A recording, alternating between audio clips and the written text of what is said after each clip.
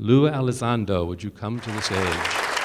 I promise I will try not to yammer on too long. But I think the same time next year, we're going to have a fundamentally different conversation. I think disclosure already occurred. I don't think necessarily disclosure is an event. I think it's a process. And I think that process began. With that said, I'd like to go ahead and start with a presentation. I think when this first came out, everybody was kind of asking some questions about what this program is. What I'd like to do tonight is just briefly go over a little bit about the program, a little bit of the history, what it is, what it isn't, and then maybe where do we go next? So as you see here, Advanced Aerospace Threat Identification Program. It is indeed aerospace. I know some folks that said aviation, some folks at the Pentagon said aviation.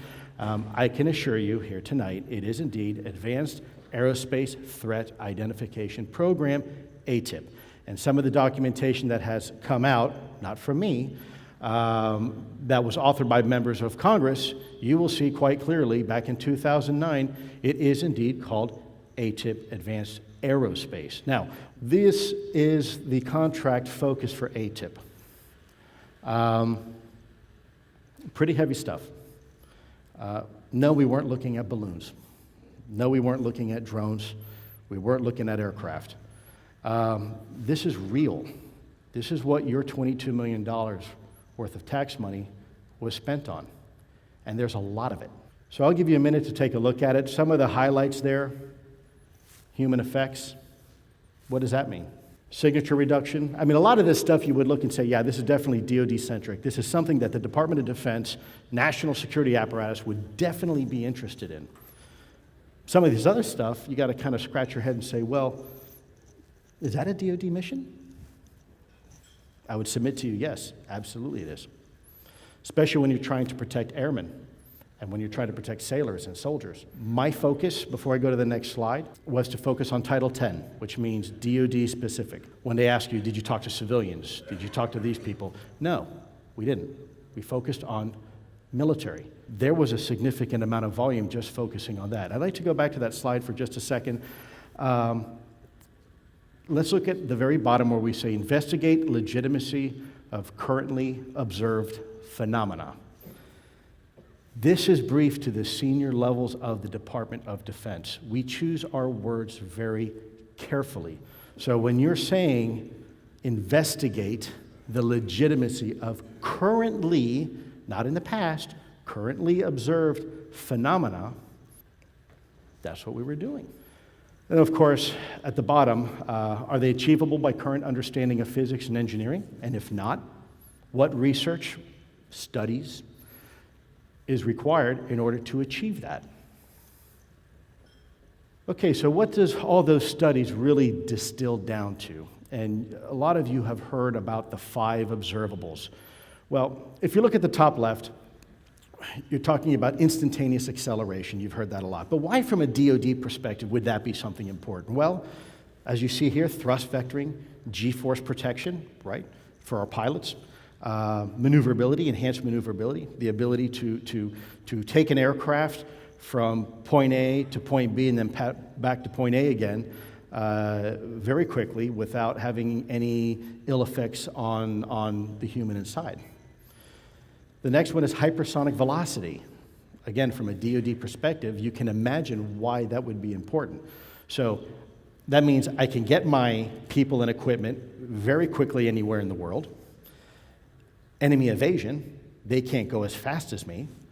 And then first strike capability in a strategic type environment. Better to know that if you're going to go to war with an enemy, that you can strike first. Okay, so the other one is low observability. It's kind of falling off the slide there, but you'll have to trust me. It says low observability. A bit of an oxymoron when we say it's an observable, but it was. Reduced cross-section. Okay, so if you lower your observability, you're lowering your cross-section. Survivability, if they can't see you, they can't hit you. And then anonymity. Maybe you don't necessarily want to advertise that you're coming in somewhere or that you're going to do something, right? These new stealth aircraft and the new stealth helicopter that everybody talked about on the bin Laden raid, you know, whoa, whose is that? Multi-medium travel. Why would that be important? Again, here you see here, there's some strategic surprise. meaning you now have an object that can operate in air, water, space. Probably gives you some target flexibility. And last but not least, battle space dominance, meaning you can operate in virtually all environments, anytime, anywhere.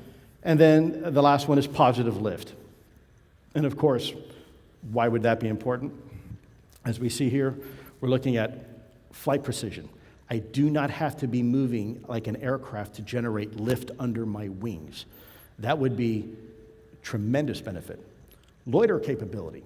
I can stay on time, on target for longer. And then last but not least, decreased signature. So you can see these focus areas are really DoD-centric. They are part of the core DoD mission, both from a defensive and an offensive perspective.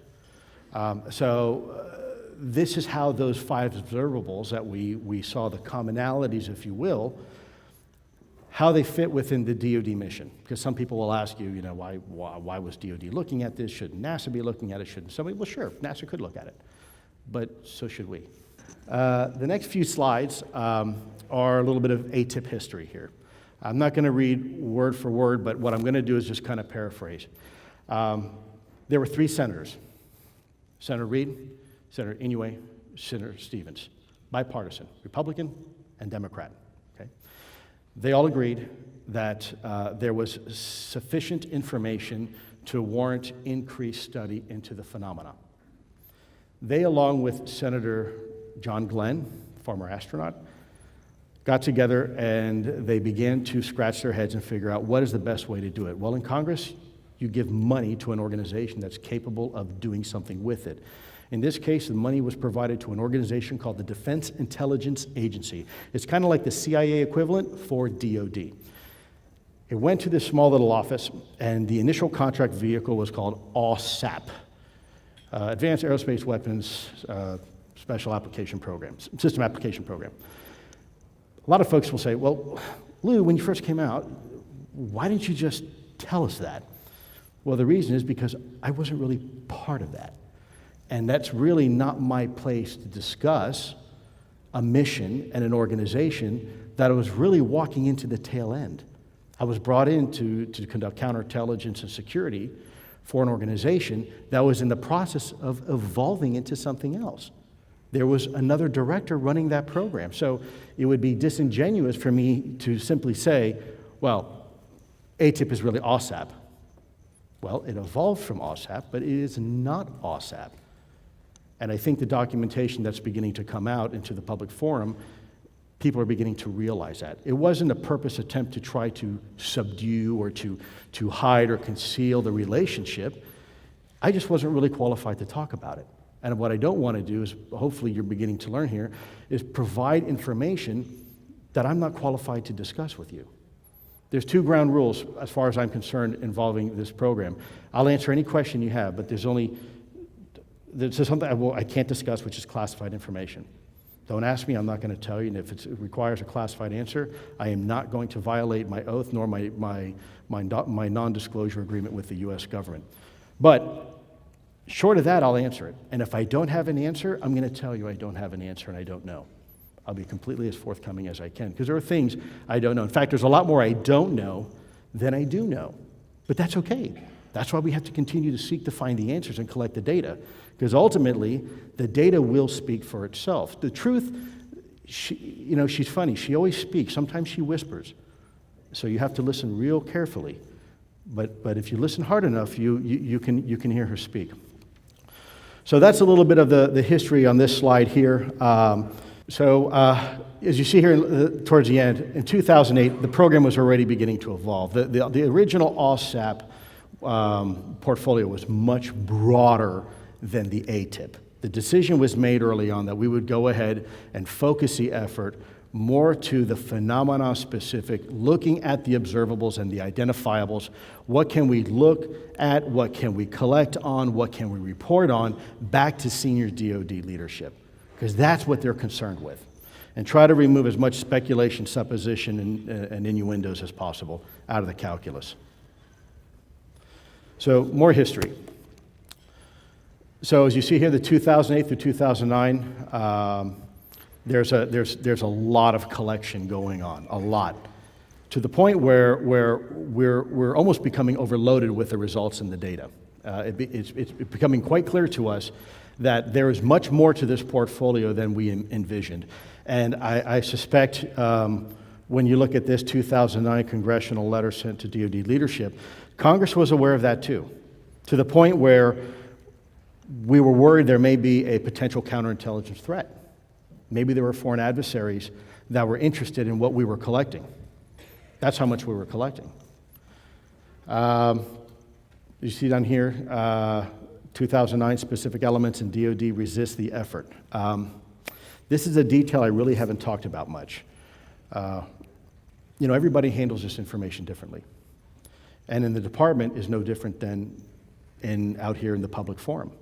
People have their ideas, they have their preconceived notions, they have their bias, and they have their belief systems. And by no means do I have the right or the qualifications to tell anybody what they should or should not believe in. But there are some people who have a great deal of conviction. Just as you have conviction right now in the UAP, UFO phenomena, they have equal conviction from a theological perspective in their own. And by the way, that contradicts with what we were trying to do, for better or for worse. And I'm not saying that's good, I'm not saying it's bad, I'm just saying it's a fact that there were elements within the department that rigorously opposed what we were trying to do, not because the results were not real, but because it contradicted their view. That's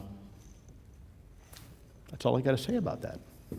2013 through 2014. You see where they say some folks have said in the past, and by the way, the Department of Defense is a fantastic organization. True patriots. These are folks that give they sacrifice their families, livelihood, and their life to defend us. So this is not necessarily a hit on the department. But sometimes the department is a big organization. Sometimes they don't necessarily have all the data in front of them all the time. And so when they said the program ended in 2012, well, the funding was actually to 2013. And after 2013, there were some other funding vehicles that were done to get it through 2013 and 2014. Okay? Now, I won't go into detail what happened with those fundings. The funding actually came through. It actually wound up getting rerouted to another organization because the language was vague. And so therefore, we were forced to continue the program on minimal funds. Now, people say, well, the funding dries up, so does the organization and the program. That's not true. When you are given a mission, you are given an order to guard your post. You guard your post until you are relieved of that responsibility. Well, that order never came for us. And in the Department of Defense, there's always a paper trail. When you establish an organization, there's a paper trail. When you disestablish an organization, there's a paper trail. You won't find one for this program. So I think that's very important that people understand that the program never really went away. Sure, funding for the 2013 went away, but the program never went away. We were never told you no longer have to guard your post. So 2017, some guy makes a dumb decision to I guess, leave the Department of Defense, and has some conversations, and in October 4th, 2017, the rest is history. So let's go into a little bit about what AATIP is. AATIP evolved from AAWSAP. That is absolutely true. AAWSAP existed for a short period of time under another director to focus on the UAP-specific capabilities and concentrated on the what and how interrogatives. Not the who, not the when, but what is it and how does it work? That's it. And if we could accomplish that, hopefully smarter people in the department could figure out who's behind the wheel, what are their intentions, where are they from, etc. AATIP was comprised of U.S. government, contractor, and military personnel. That's a fact. Everybody hears about Bigelow Aerospace. That is a true statement. We worked with academics. We worked with the services. We worked with certain elements in the intelligence community. We worked with anybody and everybody with a military nexus that we could talk to that could provide some information. Cast a wide net. AATIP commissioned large volumes of related research data, academic studies, and collected data even from the field. True statement. Volumes and volumes of information. I cannot go into detail specifically on what some of that is because it remains, some of it, classified. I believe 2 days ago a laundry list of some of our studies had come out, albeit one of them was classified. I can tell you that that is a correct list. That is a true list of academic studies. If you get a chance to review them, I think you'll agree that, once again, we're not really talking about balloons. Much of AATIP information remains FOIA exempt. FOIA exempt? What do you mean? Everything's FOIAble. No, it's not. Exceptions 1 and 5. Why would you mark information FOIA exempt? Well, for one, so the adversary never gets a chance to see it. People say, well, if AATIP existed, I should be able to FOIA it. Not necessarily. And some of the documents that were recently released as a result, if you take a look at a recent letter that supposedly came from Senator Reid, on the very last page, at the very bottom, you're going to see a really interesting little words actually. It says FOIA exempt. That's right. We use that sometimes. Now, we don't use it to keep a secret from the American people. In fact, that's illegal. What we do is we use it to keep it out of the hands of foreign adversaries. And it is an effective tool. So keep in mind, a lot of the counter-argument is, well, you're keeping this secret from the American people. That is not the case. If we had a mechanism where we could inform every American citizen and ensure it didn't get out into enemy hands, we would do it. The government doesn't try to keep secrets from you. It tries to keep secrets from the enemy, and there's no way to tell 500 million people in one geographic region and not let that get out somewhere else. So that is why a lot of this information you see is FOIA exempt. Now, is it the right thing to do? Is it the wrong thing to do? I don't know. And I don't know. Is it an effective mechanism? Absolutely it is. What AATIP isn't. This is just a small sample of things that we have heard over time that people have speculated upon. So let me see if I can just address it head on. AATIP ended in 2012. Well, I think it's pretty clear that didn't happen. AATIP found nothing of significance. Not true.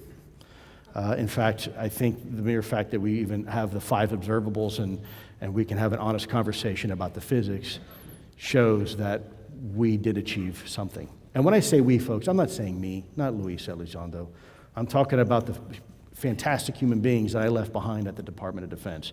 Those are the true heroes. Those are the folks that still remain back there, anonymous, working day in, day out, making this happen. So AATIP did find a lot of things of significance. AATIP was a political favor. Let's get this straight. By the way, for the record, I'm apolitical. I don't care if you're Republican, Democrat, Independent, don't care. My job is to serve whoever is in charge at the time. My job is also to serve you, the American people, the taxpayer. You employ me. So therefore, my loyalty is to you. As a result, people will say, well, this was something that Senator Reid did as a favor to one of his constituents, Bob Bigelow. I saw this process work. By the way, Bigelow Aerospace was chosen by none other than DIA. And by the way, a formal contract selection committee. The senator had nothing to do with it. In fact, he could not get involved with it.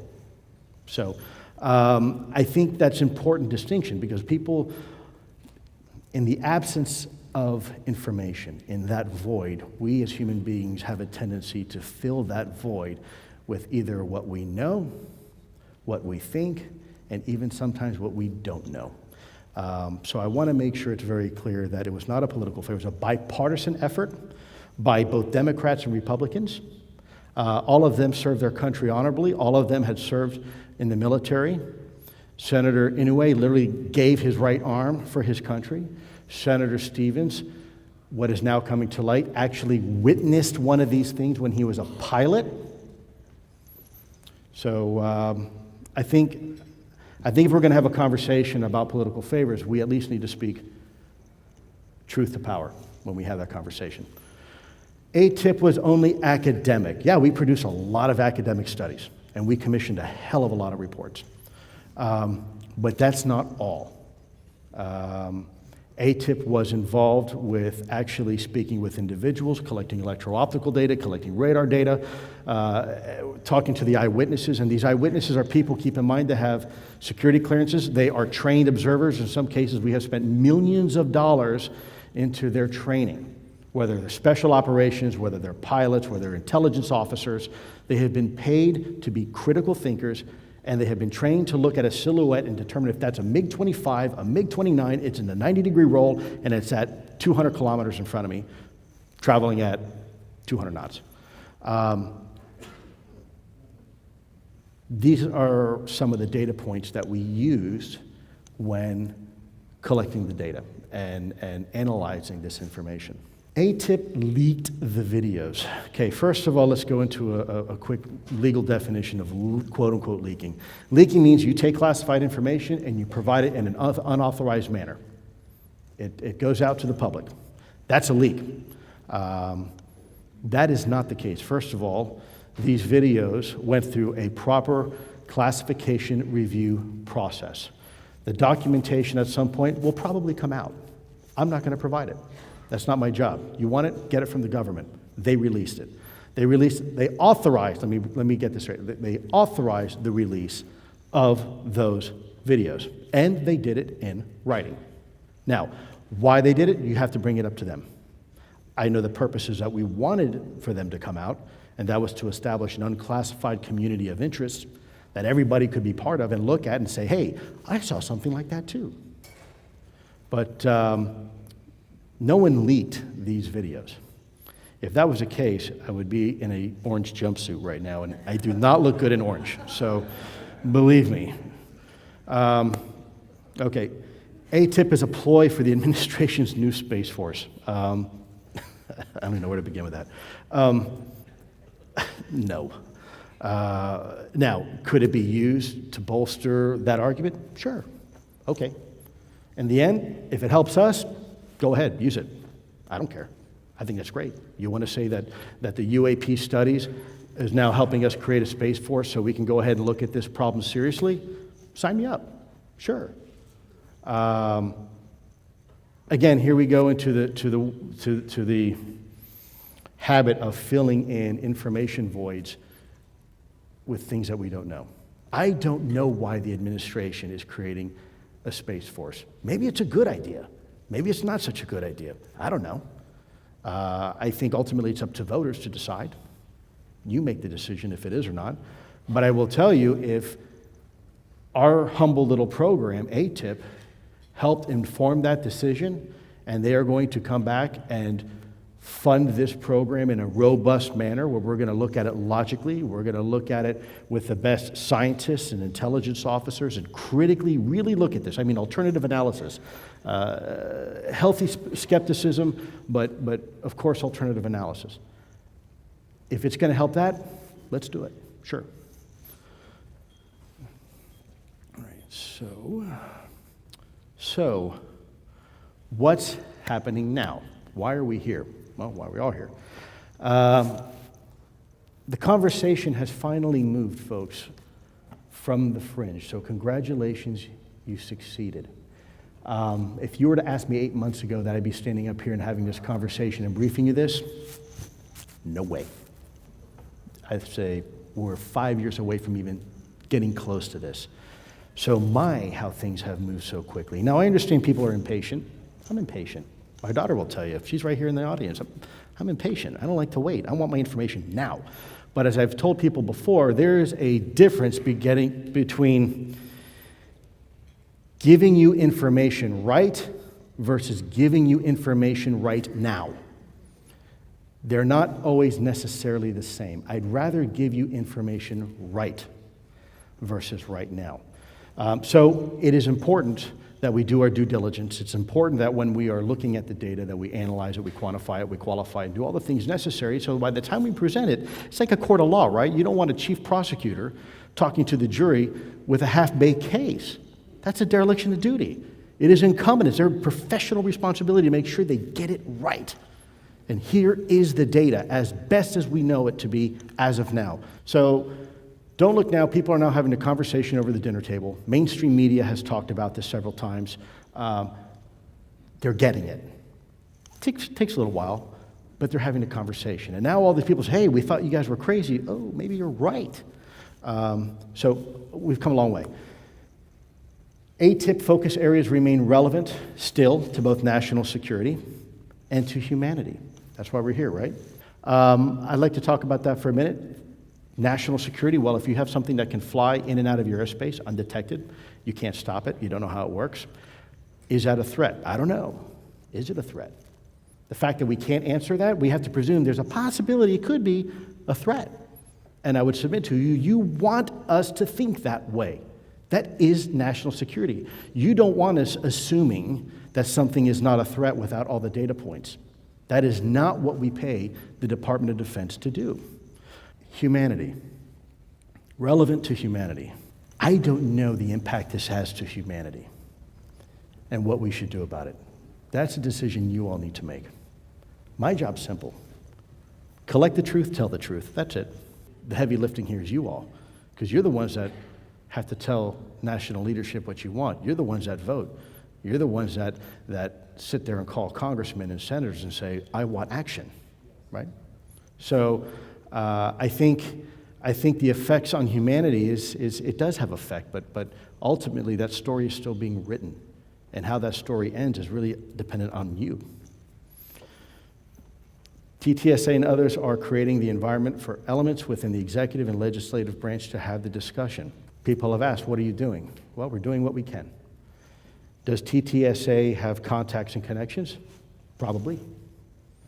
But I also understand the need for privacy.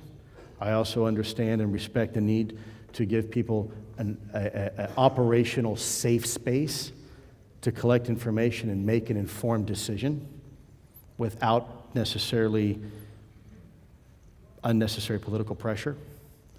We have to give people trade space. Time will be necessary to allow leadership proper awareness and assessment. You cannot digest a 7-course meal in 10 minutes, folks. It takes time. Some of you had decades involved in this. So what you know to be a fact, people are just now hearing it for the very first time. As crazy as that may seem, it's true. For some folks, the article that came out in the New York Times is the very first time they've ever actually even considered this topic, let alone our leadership, let alone our lawmakers. So I think you are well on the way of getting what you're seeking. I think we have tremendous momentum like never before. Now is not the time to throttle back. Now is the time to push the throttle all the way forward. That's what I think. If you are looking for government to give you acknowledgement and just give you full disclosure, I'll tell you right here and now, the government's job is not to satisfy idle curiosity. That's not the function of the government. I know we want it to be, but that's not the case. The purpose of the government is to defend this country from all enemies, foreign and domestic. Now, if there's information out there that could be helpful in doing so, they're going to be involved. And if there's information out there that doesn't really relate to that mission but could be helpful to us, well, that's where we get involved. That's how we can help. Organizations like TTSA are developing initiatives like the Community of Interest, data repositories, and information sharing. Information sharing, don't think of it as just being here. Information sharing is international. It is global. As we have seen before, there's many nations here represented. That is exactly what we need to continue to do, both as a society and as a government. So, in my opinion anyways, I think getting over the finish line, if there's really such a thing as a finish line, there might not be. This might be an enduring effort And if you're looking for the satisfaction that I can say, I made it, that day may never come. Maybe it does, but that may never come. Maybe the satisfaction of knowing that people can finally have the conversation at the dinner table, that you can turn on CNN or Fox News or BBC or what else, and people are having conversations with reputable experts, and they're funding programs to look into it. Maybe that's success. I mean, we all have our different definition of what success is, right? My purpose here was simply to give you a broad overview. I am confident and I am cautiously optimistic that in the next year we are going to have a fundamentally different conversation than we're having today. I think there's going to be additional fidelity to a lot of the things that have come out recently that are going to help us have a better understanding of what it is we're actually seeing here.